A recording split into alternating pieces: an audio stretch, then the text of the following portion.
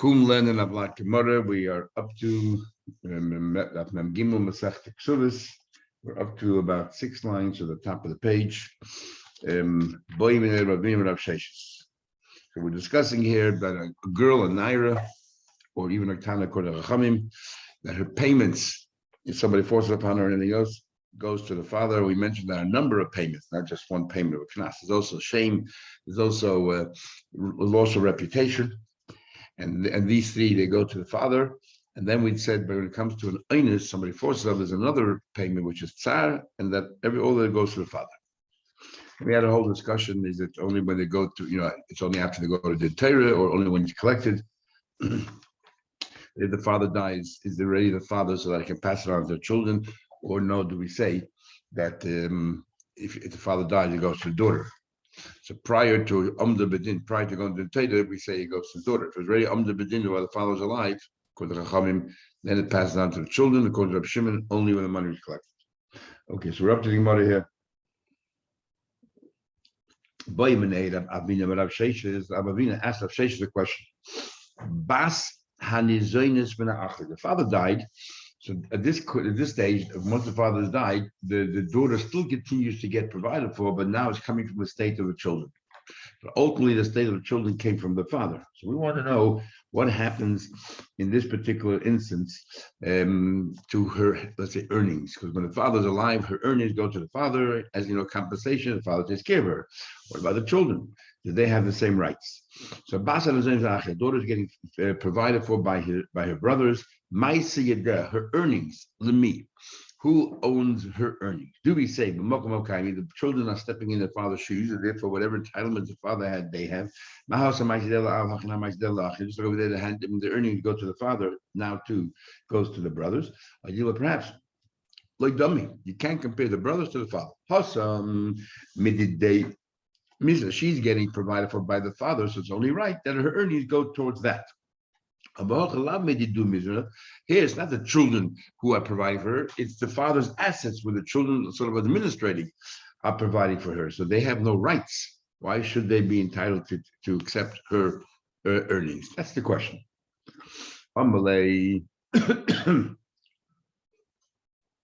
Jesus holds, others disagree, that this is only midrabanan, because Matreda for sure it belongs to her. Why should it go to the brothers? So Rabbanan, do we, for the sake of peace, because they feel like they're providing for her, maybe perhaps they're entitled to her earnings. Why should they give for her? And plus she makes her own money. Okay, that's the question. Amalek Rav Sheshes answer to Rabbi Avina to Nisua. We learned that Rav Sheshes, if was going to pass on as follows. He says, let's compare to an almana, to a widow. A widow, after her husband dies, she continues living off the assets. She continues living off the assets of the Yisayimim. Could have taken care of his wife. But what happens to Maisi Yedeh? It goes to them as well. Maisi Yedeh Shalahen, and they get to keep her earnings. The part of the Kesuvos says there that if she outlives her husband, that she can get fed and provided for from the estate.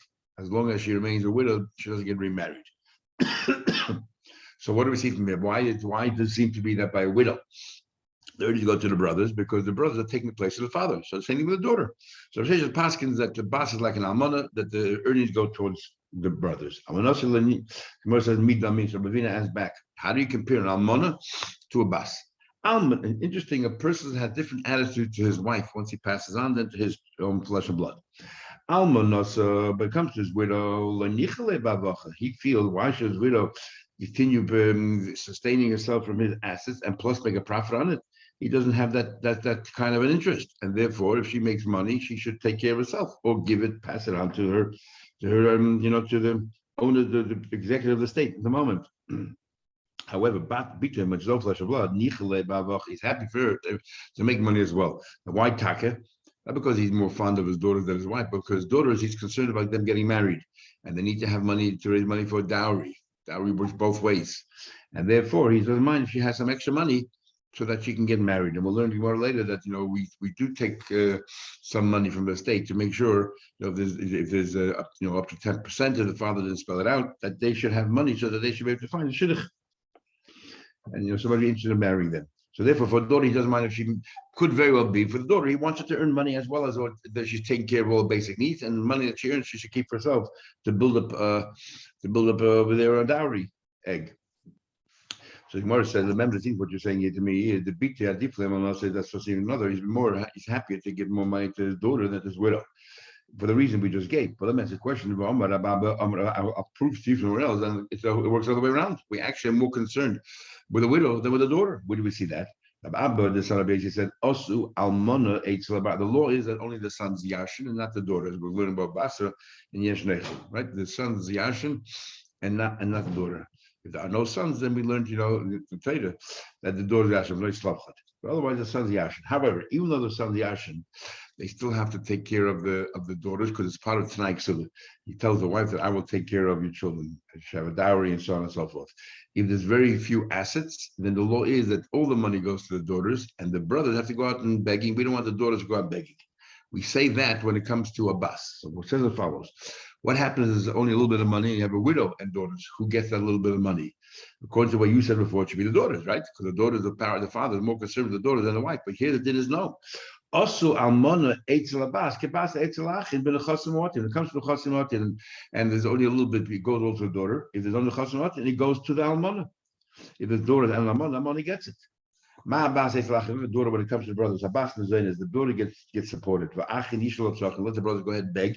Af almona. So too when it comes to the widow, eitzel abas to the daughter. Almona nezayin is the widow who gets provided for, and the habas tishal tzachim. And the daughter goes out there begging in the doors, going in the doors. So see who gets priority? The almana gets priority over the daughters. So what's going on here? Yeah. Teacher explains, we're talking about over here, there's a widow, there are sons, and there's a daughter. And so once we already decided to take away from the sons to provide for the daughter, then we take the daughter and give it to the widow. But if there's no daughters, there only sons and the widow, we will not take the money and give it to the widow, because then the widow will be uprooting the Yerusha completely. And you need to have a Yerusha. So this is only talking about a case like the case here. There's a widow, there's a daughter, and a son. Says the Gemara, there's no comparison. Humiliating. When it comes to humiliation, of course, he's more worried about his own wife. Going to begging money is humiliating, so then he'd rather his daughters go begging than his wife. When it comes to making additional money because of the dowry, he's more concerned about his daughter. Okay. And yeah, bottom line is Rav Sheshes paskins that a bas is like an almana, that the ma'aseh then goes to the brothers, and Ravina seems to say no. By a bas, maybe the ma'aseh goes to herself. Most Rav Yeshe asks a question of Sheshes. We'll read it. Ravina. It says ma'aseh yada. It says in our Mishnah that when it comes to the girl. First, we're talking about what happens to the money from the knossos. Then it said, but her earnings of the girl while her father's alive, and anything that she finds while the father's alive, and then she found that or whatever, the father's alive, then the father died. Definitely, it goes to the brothers because it's the father's Yerusha. It already belongs to the father. So she earned it, it already belongs to the father. So she found one with the father, and therefore they get it as part of Yerusha. That's what the Mishnah said. So basically, the question, Maisi, the Mitziosa comes to her handiwork, comes to her findings, even though the pearl didn't physically collect it, but it's already a debt owed to the father. As Maisa, but the father dies, had angel Achin is passed on Yerusha to the brothers. Time the Bechaya of. The whole reason is why, because the father was alive, so it already passed on to the father, therefore he passed on to him as Yerusha. But after the father died, after the father died, it goes to herself. It seems clear if she earned it after the father, the only reason because she earned it while the father's alive, because the father passed it to the brothers. But if she earned it after the father died, it does not pass on to the brothers. Kashan of Sheshes. So she said all her earnings go to the brothers because they provide for her. And here it says that it keeps herself. We're assuming a normal case where they provide for her. My lab ben Azayin is they're providing for her, and yet she gets to keep her own earnings. Kashan of Sheshes. So you know, she'll tell you B'Shein is too many cases they don't provide for her. Therefore, the earnings belong to herself. So the Gemara, if they don't provide for her, then why would you think otherwise? If they don't provide for her and she earns her own money, why would you even think when she's the Tananite that it goes to the brothers? What for? So what are you going to teach you? As father's alive, everybody knows whatever she earns goes to the father, and it passes on to the brothers, part of Yerusha. And once the father's dead, if they don't provide, of course it doesn't go to them. What's going on here? Says the Gemara. No, there is a chiddush. The chiddush is the father has a right to say to an I feel my limit the chiddush. So this is all part of the question. We know the din is by it's when you own a slave, you have the right to sell the slave. You're my slave. You work for me. I don't have to necessarily feed you. As cruel as that is, you have the right to say that. You don't have the right to say that to your daughter. So if you don't provide for if the father's alive and didn't provide for the daughter, he doesn't get her earnings. So if the brothers who take the place of the father, surely they don't take her earnings. Why do you have to tell me otherwise? So the one says the master could tell a slave, I say, Imi, you work for me, but I'm not going to feed you. Honey, me look not only by a Goyish slave because you own him outright. The like Sibay doesn't say the word imach that he should be working with you. Avo, but when it comes to Eved Ivri, when it comes to Eved Ivri, where it says by Eved Ivri, it says by Eved Ivri, by imach, it says by Eved Ivri, ki toivla imach. In other words, we're together in it. Is like Koshkein, so surely, Bita, if an Eved Ivri, you have no right to deny him the food and then say, I want your earnings. So surely his daughter, he can't do that too. So what's the chiddush of that? If they're not feeding him, he can keep the money for himself. The brothers can't take it. Isn't that obvious? The chiddush here is El Ladofa. She earns beyond her wages. We're talking about that the brothers do not get it. They don't get it. If they're not feeding her, they don't get any of the money. What's the chiddush then? So we're talking about a case of Adafa. That if they were feeding her, of course they get the money. Like father, they're not feeding her. They're not feeding her. You're asking me what's the chiddush? They're not getting the money. Of course, they shouldn't be getting the money. But Reisha says it's talking about the extra money, additional money she makes, because the father, when he was alive, if he didn't feed her, the extra money she made, he was allowed to keep because everything else takes care of her. So therefore, we would have thought the brothers have the same right. They come tell you, no, the brothers don't get anything. If they don't feed her, they get nothing. That chus was not passed on to them. That's what so Sheish said. There was no proof to Rabbi Yosef. He said it's not Rabbi Yosef's kasha at all. You want to prove that even she doesn't get you want to prove that she doesn't get any money, and you thought it's talking about where they provide for her yet they don't take the money. No, it's talking about they don't provide for her, and the chiddush is that even the extra one they don't have a hand. Amar Rav Gabra Rabbi Yosef. Interesting Gemara here. Rav and Abayu continuously could question and repudiate Rabbi Yosef throughout, especially Abayu. Suddenly, when someone else attacks Rabbi Yosef, Rabbi rallies to his defense and he says, Gabra Rabbi is such a great man like Rabbi Yosef. Lo Yod, you don't think he knows the Ika Dafa? You don't think he knew that there's a possibility in the Mishnah is talking about they're not feeding her, and we're talking about the extra earnings and the Chiddush the Mishnah is they don't get it. Would it come to Yufta? And he brings an eye from there. You don't think he knew that? Obviously, he didn't understand what he's saying. You have to understand as follows. Rabbi Yosef Mastis and Gufa Kasha. Rabbi Yosef was bothered with the Mishnah itself. Maybe he didn't spell it properly, but think. The Tanya says in the Mishnah that not only her earnings go to her father, if she earned it, and then the father, and while the father was alive, then he died. It belongs to the father, and then goes to the children. Same thing, anything she found. The Tanya says and then it says Maisiyah and her Mitziyah. Even though she didn't collect it yet, it belongs to the father. Already passed on to the children. By Mitziyah, if she didn't collect it, how is it hers? And collect it from whom? Who owes her an object that she found? How does that work? How is it possible to Mitziyah that even though she didn't collect it yet, it belongs to the father? Obviously, Mitziyah doesn't mean that. It means the Mishnah is trying to tell you here is that her earnings had the same status as her findings, and that is look at findings. When is it the father's? Only she picked it up. When she finds something after the father died, it's hers. The same thing is with her earnings. While the father's alive, it belongs to the father. Very good proof that it belongs to herself. And then that's Rabbi Yosef's proof. We're comparing Maishidah to Mitzvah. So Rabbi Yosef argues with Rav Sheshes and says, no, the earnings do not pass on to the brother. They don't step into the father's shoes. It stays with her, remains with her. The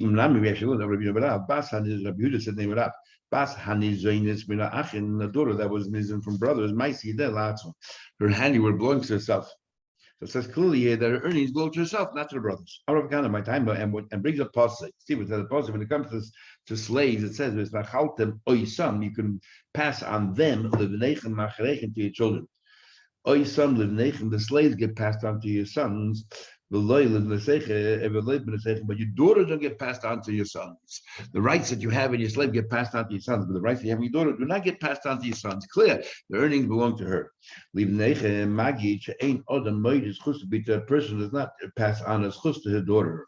A little bit difficult for this Gemara to opinion of Taisa. So Taisa said before that Mahatayda, definitely the earnings go to her, and it's only a question of midrabanan. So what the Braya from the Braya says that Mahatayda, the earnings go to herself, which we always do that. The question is whether Rabbanan made a special takana that because they're providing for her, they should take the earnings. So how does this pasuk in any way prove one way or another? The question is asked. Maskelo Rambam, so Rambam asked the question. How do you know that that's what we're trying to do to exclude? Is her earnings maybe something else? Maybe we're trying to exclude the Pitui Habas Knossos. What we're excluding is if the daughter was seduced or any other penalty or chabolos if she was harmed in any way. That those things they what do you call it? Those things don't go to the children. They remain with her. Used to belong to the father, but now remains with her. Of course, but maybe when it comes to earnings, which is something in a steady income that she gets, and they're constantly giving her food, so it's costing them money. It's not like a knas; it's a benefit, a dividend out of nowhere. Here, she's earning money every week, and they're giving her food every week, room and board. Maybe they have a right. It's comes to them at a loss. Maybe in this case, earnings do belong to them. You can't bring it out from the pasuk. Maybe the pasuk only coming to negate knossos, which are windfalls. Windfalls you can have. But what about the daily earnings opposed to the daily money that they give her? Says the Gemara, maybe that's what it's talking about. That's what the brothers get. Says the Gemara, that's what they don't get, is the knossos, but the earnings maybe they do get. Says the Gemara, also said, in fact, it says only in those things on the windfalls we say that belongs to the girl. Says the Gemara, chavolos. You're telling me that what the chavolos, we need a pasuk to tell me that any time that she gets harmed, that it goes to her, that the money goes to her. That's the pasuk I'll tell you, not to the brothers. You would have thought to go to the brothers. How would you think that? The gufaninu, this is Sarah the gufaninu. These are pain that she has to bear herself. The brunt of the pain is her own. Why in the world would it go to the father? Why would it even go to the father that he tell me doesn't go to the brothers? There's certain chavalas that the father is entitled to, and the pasuk has to tell you that, but does not go to the brothers. Which chavalas? For example, they beat her in her face, and now she no longer looks pretty. If he wants to sell her he has a right to sell her as a maid, which is I'm talking about a tana in an area. She has a right to sell her as a maid, or a tana has a right to sell her as a maid. But now that she looks ugly or she disfigured, he will not reap the kind of money that he thought he would be able to reap. And therefore, in that case, that wound belongs to the father. And the pasuk telling you, but does not go to the brothers, or any wound that materially affects her value as a slave. As Gemara says, so we have an argument here between Rav Sheshes and Rav Yosef. Rav Sheshes says that the money all passes on to the brothers, and Rav Yosef and Rav Avinu said they don't. This is interesting. Rav Zera said name of Rav Master, name of Rav. But others say Rav Rebbe Zera. Rebbe Zayda said the name of Master, the name of Rab. What are the two versions? So Rashi explains very interesting that Rebbe Zayda went to Israel. We learned actually that he fasted 100 days to forget everything he learned in Talmud Bavli so that he can accept Talmud Yerushalmi properly and understand it. A different style of learning. And Rebbe Zayda, when he was in, all the rabbis of Bavli called Rav, all the rabbis in Israel called it Rebbe. So therefore, this is the same person. The question is, at which stage of his life did he say this? When he was a bubble, or did he say this in Israel? Faces finds it hard to believe. It takes another place. It says Rav Zayda and Rebbe are two different people. Because, simply pshat, you can say, if this was Rav Zayda saying it, why did he wait to go to Israel to give voice of opinion? He should have said it while the Rav and Rav Master were all in bubble. He should have said his opinion while he was still in bubble. Why did he wait to go to Israel before he raises this opinion? Anyway, so the two versions of this, it's the same person of different people, or same person at different stages of his life. Bas, he said, Bas has the girl who got fed, provided for by the brothers. Like Rabbi Yosef, everything she earns goes to herself. And he uses the pasuk of Kanaf. The slaves you can pass on to your children. But you don't pass on your daughters to your children. You cannot pass on the rights that you have in your daughter, pass it on to your sons. Amar Avibi Bar Papa, and this is according to what we just said right now. It's Rav who authored this opinion. So you have Rav Yosef, Ravina, Rav Avina against Rav Sheshes. Amar Avibi Bar Papi Shkoid Amra, the diligent one, the masmid is the one who said it. Says the Gemara Shkoid Manu. Who in the world are you referring to when you say the masmid? Shmuel. We're talking about Shmuel. Why the Shmuel? So Rashi learns why it's called Shmuel is because Shmuel, the halach is like we know that halach like Rav when it comes to Isser, and the halach like Shmuel when it comes to halachas of Dini Mamadis. And why? Because Shmuel very diligently worked hard that that he wanted to make sure that his halach is right with him, and he double checked everything he said in Dini Mamadis, and so on. So he was very he's very diligent. Others learn differently. That's not why he's called Shkoid. But anyway, so the Gemara says, why is you tell me Shmuel? Parabam, we just said it a minute ago, is Zayd the name of the master, the name of Rav. Amos, so we mean is Afshkoid. They both said Shmuel and Rav both don't hold that any earning she makes after her father dies goes to her brothers, even though the brothers have to provide for her. Because it's not their money, it's the father's money, it's part of the deal of the state. I want you to take care of your sister until she becomes a begeris, until she becomes 12 and a half, and she's independent, and so on. The son of Maimer said Ravashi, Hochi, I'm in a doy, this in the doy, Hilchasa Kavasa Rav Sheshes. Now you say in a doy, the halach is like Rav Sheshes. Now what? That the money goes to the brothers. Rav Ashi, however, said, I disagree with your father, that Hilchasa Kavasa the Rav. And the more concludes, the Hilchasa Kavasa the Rav. The halach is like Rav.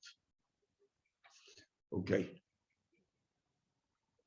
Interesting, every time it says in the Gemara, let's say Rav Ashi has an opinion, the Gemara concludes halacha like Rav. Who is the Gemara? Because Rav Ashi is the redactor of the Gemara. Rav Ashi, Ravina, and Ameimar, and Ameimar here says one thing, Rav Ashi says something else, and the Gemara concludes, who is this Gemara? Who are these people? This Rabbanon Surah is still Rav Ashi's students. Says the Mishnah further. Okay, an interesting case. We're still talking about the father's rights, entitlements to his daughter. Hama'ares es bito. He gets his daughter engaged.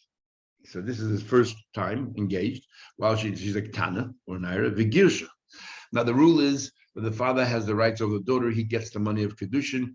Now if he got her engaged and then she got married and then she got divorced, she's no longer under the auspices of her father, she's on her own, she's totally independent. Here we're talking about they're only engaged, they never consummated it. So what happened was he got a daughter engaged, Vigirsha, then he divorced her.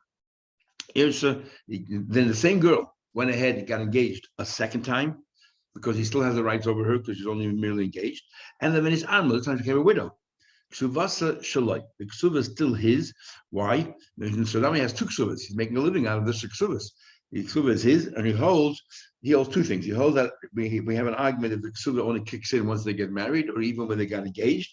So he holds that ksuva starts here when they got engaged. And we're talking about when she's still a Tana youngster or a Naida. What happened? He married her off. The Girsha, totally married, consummated, ever divorced. No, it's no longer under the father's control. Then married a second time, then his Amla, and then she got divorced. Ksuvasa Shala. The Ksuva in both cases is hers. The moment he married her off, she's no longer on the father. So even after the first marriage, after he married her off, no longer the father, and the money goes to her. Because you would have thought since he married her off, the Ksuva was written while it was still under his control. Before they, you write a ksuva before they got engaged, before they got married. So therefore, the ksuva was written at a time, and maybe that's the time, or the chiyuv of the ksuva starts right away then. So therefore, the father's entitled to it in the first marriage at least, not the second one, but the first one, because it was written before she got consummated marriage. And at this point, we think not only written, but we think also that the debt of the ksuva starts from then as well. The chiddush is no. Once he married off, the ksuva does not become effective until the time of the ksuva is to be collected, and then the father is no longer in control. However, he disagrees. He says that the first one, since it was written or became effective before they got engaged, before they got married, it became the father's, and therefore, even though she got married, the first marriage, the money that comes through belongs to the father. That's what the Yehuda says. Hit to him, once you get married, the father no longer entitlements, and the chiv of the ksuva doesn't begin until after the marriage, until the time of ksuva. The husband predeceases or divorced her. The first thing I want to know, why did we vary the case? We could have just said he got engaged twice or got married twice. Why say he got married once, engaged a second time? This alerts us to a machlekes that we had in Gemara Yevamos. If you remember, we had an argument whether a woman who was married twice and became a widow, whether she's considered katlanis, only if she's married 3 times. And therefore, we say about engaged and married to vary to say therefore she can marry a third time. But if you remember, we had a Rashi Shitta. The Rashi holds that if you got engaged twice as well, she's a Katlana, you cannot, she's a serial woman who divorces, she cannot get married again. And everybody wonders where Rashi gets it from. And it seems perhaps, not that I've seen him before say so, it gets it right here. Because the same question the Gemara is going to ask here, why doesn't it say twice she became a widow? The same question is, why doesn't it just give us 2 cases she became divorced? Must be, says Rashi, there's no difference. Twice a widow, twice divorced. She's a serial divorcee, a serial killer, and she cannot get married again, according to Rebbe. According to the Chachamim, 3 times. Three times. And maybe this is the basis for Rashi, that for divorce also, 2 times or 3 times already is she shouldn't get married again. Setting more time at this here, the only reason why first you get married and divorced, you see this Amal got and became a widow. Amal says it twice. Even the Sula Chazin can get married. By that, come teach like Rebbe. Rebbe hold today's even have a chazaka. 2 times already a chazaka. Remember then we had a machlekes why 2 times a chazaka, or what's the problem? Is it because Mayona got him, or is it because Mazola got him? Because we said that if Mayana, some kind of a disease or something that she passes on, then it's only if she consummated the marriage. But if she was engaged, if she was merely engaged, then even twice she can get married a 3rd time or 4th time. What do you call it? And over here we're saying that she got married. Our whole raya in the Mishnah is the second part of the Mishnah. So they got married twice. He got married twice. Once divorced, and once died. Because it's mayana. If it's mazola, then even just merely getting engaged twice and divorced, and once divorced, once widow. Twice a widow is a problem because she has bad mazal. So Taisa points out that Al Gemara seems to be following the opinion that mayana got that it's some contact between her and them. Second one further, Rabbi Huda said that Rishonim law about the first marriage goes to the father. What's the logic in that? Might have is Rabbi Yezavai. But Rabbi Moshe said, right now we understood. As soon as they got engaged, as soon as they get and the ksuba comes active, it's as if the ksuba is already a debt, and therefore it happened while the father was still alive. And even though they didn't collect it till many years later, the husband died. The father has rights to it. That's what they understood. So the mother understood right now literally that the ksuba becomes active as soon as they get engaged, and the debt is already there. So that's a question. So the mother Yehuda says, Hadishayin Shalom. Yehuda says that the first marriage the ksuba goes to the father, and according to you, because the ksuba became active. And yet the very same Rabbi Yehuda is the Ma'ara says, Bitter, what happens? You got your daughter engaged because when she was young, the father had full rights. Ubagra, and then she became an adult. So then she got married. She didn't get married, she's an adult, the ksuba belongs to her. But according to your logic, the moment she got engaged as a ksuba, the ksuba is active. As soon as the ksuba is active, already is a debt to the father. So who cares if she became a begeris, an adult afterwards, and only afterwards she got married? It belongs to the father already. Is a raya that when she got engaged, even though there's a ksuba there, a pending ksuba, there's no debt yet. Nothing to say, there's nothing for the father to say that became mine. So what's the logic of Yehuda? According to you, let's say, because it is, and the father was zeicha, it should belong to the father. So Moshe is right. Let me just amend what we said. This is what we want to say. That the Rabbi, both Rabbi and Rabbi Yosef both say, not that the debt was active. No, the debt doesn't come active till later. And therefore, if she was a bagettes, and becomes hers. The way it worked is as soon as they got engaged, there was already a Tanai Bezin, already an agreement imposed by the Bezin that the ksuba has to be. But they didn't physically write the ksuba till right before the marriage. Like even today, we write the ksuba before the chuppah. So they didn't physically write the ksuba till before the chuppah. Therefore, she became a begeris before they wrote the ksuba. By the time they wrote the ksuba, she's a begeris, so for the entitlement to her. Over here, they wrote the ksuba before they got married, so the father is still the still authority until the marriage happens. And therefore, the ksuba was written even 5 minutes before their marriage. It belonged to the father, and then they got married, and therefore, according to Rabbi Yehuda, the moment they wrote the ksuba, that's when the chiv is affected, and that was 5 minutes before the marriage. The father was still in control. So therefore, afterwards, the father gave it for at least the first marriage and divorce. The father is entitled to ksuba. Said the Gemara, fine. But however, this right that the father has, we just said, does not start from the erison, because we just proved that if she became an adult after between the engagement and the marriage, the money eventually goes to her. Right? Everyone agrees, even if he agrees, that it's not the moment they got married, if there's no ksuba written. It only happens later. According to Yehuda, when it's written later. According to Chacham, only whenever it falls due. That's when it becomes due. And we know that a ksuba is like a star, which is there's a lien on the property. Any property sold after the ksuba take effect, the wife has a right to go to the buyer and to take it collected. And the buyer has to then go to the husband with the husband's estate and try to get reimbursed. So the question is now, when we know that we go back by Erison, when do we go back to the date written on the ksuba? So the question is, from when does it start? From the moment that the chiv of the ksuba starts, from the moment they got engaged. So any property sold after that, the woman has the right to collect, or only after the date written on the star, which might be 11 months later. There's a 12 months period interim between engagement and marriage. So the Gemara, because we'll say that that time is called a milva peh, an unwritten document, and an unwritten document you have no right to collect any money, because the Lukuach can say, I didn't know that there was a document involved. I didn't know there was any lien on the property. So when I bought it encumbered free. So how does it work? Now in a ksuba you have the halachic ksuba, which is $200 for a psula and $100 for a bula, and then you have the tesefik ksuba, everything that we add onto the ksuba, we add things onto the ksuba.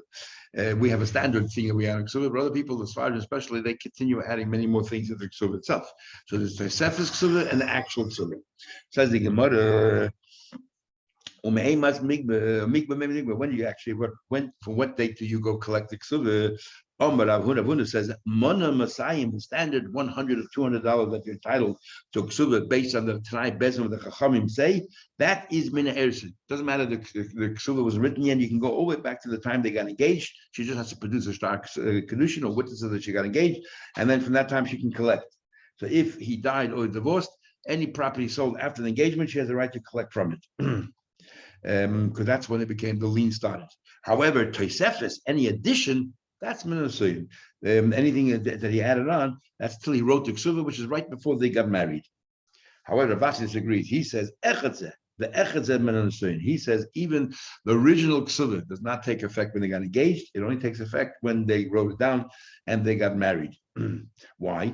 Because we're going to say that since the ksuba was written and got married, it's as if she's meichel everything that happened before, as if she agreed, okay, this is the new date when everything becomes encumbered, all your property becomes encumbered. And I don't care whether it's the essential part of the ksuba or whether this is the additional part of the ksuba. Says did Rav Huna say that the basic goes back to the time of the engagement, prior even to the written document? Let me ask you a question. Read what we learned. What happens? It seems that the guy wrote two ksubas. An early ksuba he wrote just $200, the big basics, and then and then after a while later he decided, I'm going to make it $300. I'm going to add something, and he wrote a new ksuba, a total of $300. Now, different date altogether, a year later. And the interesting question. Then the husband dies, and she collects a ksuba. From what date does she collect the ksuba, and how much money does she collect? Does she collect from the earlier time and all the encumbered fields, but then she's entitled to 200, or does she collect from the later time and she's entitled to 300, but it's a year later, and if there's not enough assets in the property happening, she has no right to go to any assets that were sold prior to that date. So which one is it? So there's the Gemara. So Rav Huna says she has the option. She has the option which star, they're mutually exclusive, but she has the right to decide which star she will use. There's advantage in each one. The first one is encumbered a year earlier, but it's a lesser amount. The second one is has a greater amount, but encumbered a year later. So if she wants to use the star, activate the star that records $200, then gave him his Ma'adisha, she can go back to that original date. And Sholosh Meiba, if she wants to use a larger amount, then gave him his Ma'asheni to the second date. Now let me ask you a question. Now, if it's true that what you say before, that it all starts from the time of the Erisin, then Tigba Masmayin, then both starters are active. Then Tigba this is what she should do. She should be able to collect the 200 from the earlier date, and therefore the properties are encumbered from an earlier date. And the additional 100, she can only, let's say there's only $200 worth of assets post the second date. It shouldn't affect her. She should be able to get the 200 from the first date, because that star you said came automatically active from the moment you got engaged, and then or even earlier. And then the second $100, the last $100, that goes to the second star, and that star, whenever it is, from then on in, if there's enough assets there to cover $100, fine. Umeyam is mansheni from the second date. If you're saying everyone holds that the chayv goes from the first date, which you said is erisid, and you separated the Tosefta. So Rav Huna went along the way he said is he separated the addition from the basic. The basic, he says, goes to the time they got engaged, and the addition goes to the later time. So say the same thing over here. So not true. There was no star the first time. It was just as soon as they got engaged. But the idea that you can separate the basic from the essential from the addition. Says the Gemara, well, time okay, let me ask you a question. You're asking me a question. Then according to you, then according to you, the both stars are active. Let it collect a total of $500. They don't cancel each other out. Masayim is manishan. Let her collect $200 on the first, according to you, the first star, and class name is masheni. And the second star, $300 from the second one. Made my time low. Why can't you collect the total, the aggregate of the two contracts? Because Kivan de Kosla, he didn't write these words in the second star. Tzavisi, I decided, Tzavisi, if you live in the star, he says the whole time, it's Tzavila. It's not like some people read Tzvi, the name of a person. But Tzavila means he desired it, he wants it. Since he didn't write in the second star, and I wanted, I sifit la class meya, he didn't say there, I'm adding a further $300, which then would have clearly said the $200 star remains intact, and I want to add an additional $300. Don't say that.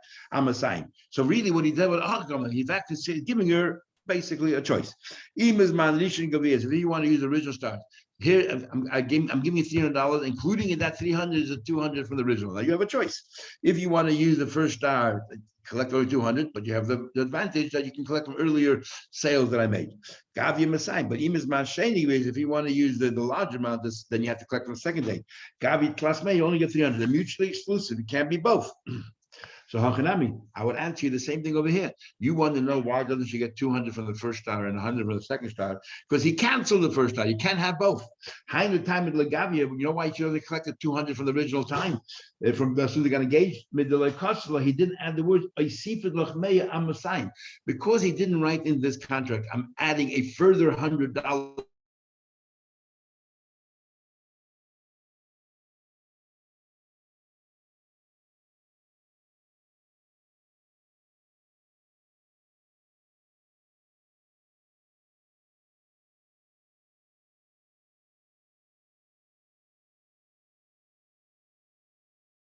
Whatsoever, because in this case they are mutually exclusive. With Gemara, we learned she has now a choice. So you can either use the first star. So even though you're telling me right now the second star cancels the first one, nevertheless, you're telling me that the second star cancels the first star. Nevertheless, you're telling me that she has a choice which one to use. But we learned other places that if the second one cancels the first star, there's no longer a choice. The first one has been canceled, and you only can work with the second one. That's Gemara's question. You're telling me which star to use. If you have two contracts, one dated after the other one. Let's say regarding purchasing a field, one was dated January and one was dated, let's say, August. So the one from August cancels the one from January. Bittul Sheinis edition, it obviously cancels it. So how can you tell me about the Kesuva? The second Kesuva does not cancel the first one. She has a choice. So the Gemara, didn't we learn? That Papa said. And this is very relevant because then it means that all the liens and all the encumbrances that took place prior to the second date are all dissolved. So you can only go pursue them for anything was sold after the second date. So why should it be different? So the Gemara, didn't that Pop make a comment? That Nachman is made that if the second star is a verbatim of the first star, then clearly why did you write a second star? Because you wanted to cancel the star of the first one because you must have sold some properties and you promised these buyers that you'll take care of them. So therefore that was your intention to cancel. But if you added something to the second star, then it's not because you wanted to cancel, you want to give them a choice. I'm adding something, that's your choice. Which one do you want to use? The if you add it to the property that he sold, a palm tree, then the Tosefes custom. The purpose of writing the second star was not to cancel the first star. He wants to just tell you, if you're prepared to give up, to forego your lien from the early date, I'm gonna make it tempting by what? By giving you additional part to the field. However, if you insist that you want to use the first star, you don't get this addition. Here also, he added something. He added another $100. The first star was 200. The second star is 300, and therefore you have a choice which one you want to use. Okay, we'll stop here. We'll see you tomorrow in Mitzvah Hashem.